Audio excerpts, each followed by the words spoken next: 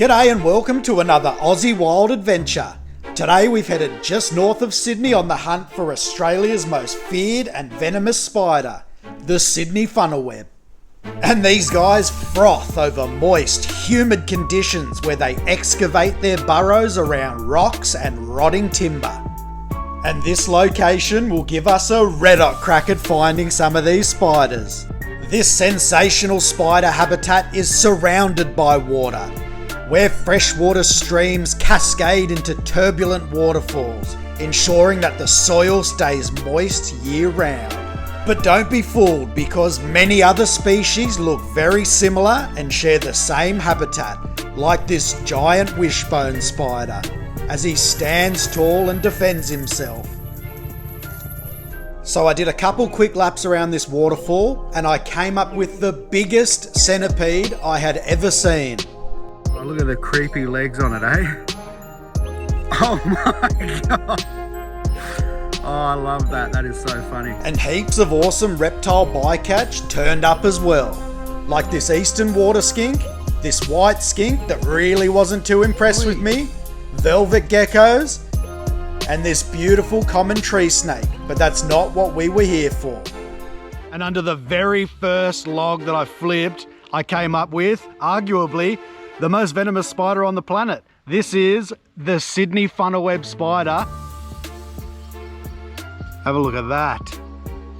Now look, I'm not an arachnid guy by any stretch of the term, but I do get excited when I come across a big Sydney funnel web like this. Look at her walk, she's just beautiful. Isn't that just incredible? Wow, look at her big black body. That thing is just unreal. I can still appreciate when I come across a magnificent creature. Now this is not like a huntsman or any other spider you might find in your house. This thing has a different feel about it. This thing knows how venomous it is, and it's happy just sitting there quietly, waiting for me to release it. Like, they've got a very dainty walk about them. They don't climb very much. It has trouble even just hanging on to this piece of palm that I've got it on. So they won't climb up your walls, you know. The only thing that they will do is when it's wet, they'll go into a dry space. So if you leave your shoes out, sometimes they can end up inside your boot, and that's when people get bitten because you step straight on it. It's just one of those spiders that we as Australians have to live alongside.